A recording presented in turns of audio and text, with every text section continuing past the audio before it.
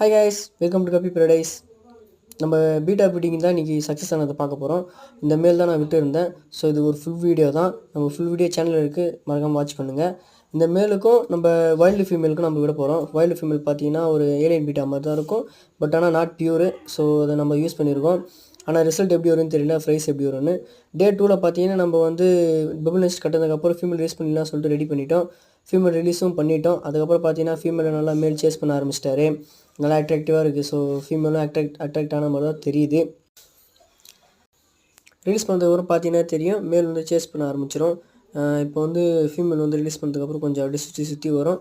அதுக்கப்புறம் பார்த்தீங்கன்னா மேல் வந்து நல்லா சேஸ் பண்ண ஆரம்பிச்சிடுவார். அதெல்லாம் சொன்ன நல்லா ஆக்டிவாக இருக்குது. இப்போ ப்ரீடிங் விட்டோம்னா நல்லா ரெடியாக இருக்குன்னு சொல்லிட்டு அவர் ரொம்ப ஆசையில் இருக்கார். பார்த்தீங்கன்னா தெரியும், நல்லா சேஸ் பண்ணிச்சு. சரி, நம்ம டே 3க்காக நம்ம வந்து என்ன பண்ணணும்னா நம்ம மூடி விட்டுறணும். ஸோ மூடி விட்டதுக்கப்புறம் தான் நமக்கு ரிசல்ட் தெரியும், அது ரெகுலே பண்ணியிருக்கான்னு நெக்ஸ்ட் டேயில். நம்ம சேனல் யாரும் சப்ஸ்கிரைப் பண்ண மாட்டீங்க, கொஞ்சம் லைக் பண்ணுங்கள். சப்ஸ்கிரைப் பண்ணால் எனக்கு கொஞ்சம் சப்போர்ட்டிவாக இருக்கும். ஸோ அதனால் சொல்லிட்டு சப்ஸ்கிரைப் பண்ணி லைக் பண்ணுங்கள். என் வீடியோஸில் கண்டினியூஸாக பார்த்தீங்கன்னா நான் எல்லா ட்ரிக்ஸும் நான் சொல்கிறேன். பீட்டா ப்ரீடிங்காக இருந்தாலும் சரி, எந்த ஃபிஷஸ் ப்ரீடிங்காக இருந்தாலும் சரி, நான் கண்டிப்பாக சொல்லுவேன். என்கிட்ட டவுட் இருந்தால் கமெண்ட்டில் கேளுங்க, கண்டிப்பாக எதாக இருந்தாலும் கிளியர் பண்ணுறேன். நம்ம டே 3ல் ஃபீமேல் வந்து எக்லே பண்ணிடுச்சு.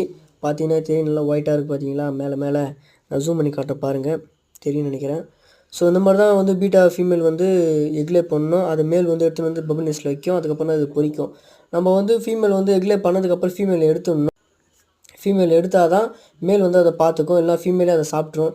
ஸோ நம்ம டே 4ல் பார்த்தீங்கன்னா தெரியும், குட்டி குட்டியாக இருக்குது. பார்த்தீங்களா ஃப்ரைஸு, அதுதான் பீட்டா ஃப்ரைஸு.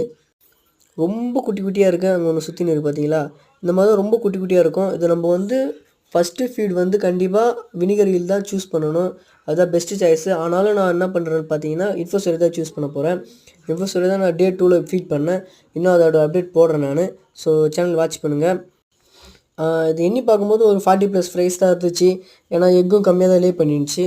ஆனால் மோஸ்ட் ஆஃப் எல்லாமே வந்து ஒரு 100+ தான் இருக்குமே.